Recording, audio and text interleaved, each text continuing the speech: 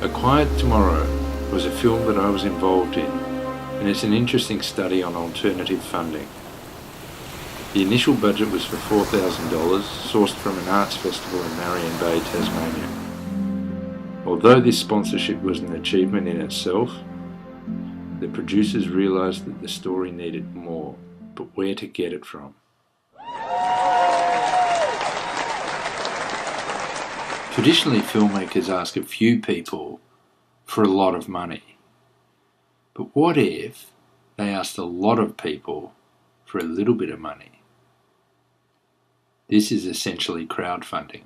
Pozible website provides all of the infrastructure. You've got a web page yourself, which allows you to present the project in whatever way you want to, and they then collect all the money and transfer the money into your bank account. The terms of the funding are you have to reach your target, and if you don't reach your target, you don't get anything. So we wanted to be realistic. I mean, it's a marketing exercise, so you've got to look at it that way and say, well, okay, we need to make sure that people know what the project's about and what benefits they will get out of it, and make them feel good about sponsoring and that sort of stuff. So there's a bit of work. There's a bit of work once you've got the money in to follow up and send out rewards, or make sure that people find out where their money went. You've got to have incentives for people to donate money, and we had a whole range of things that we were able to give her. We had T-shirts, we had soundtracks, we had all sorts of stuff that we could offer people, from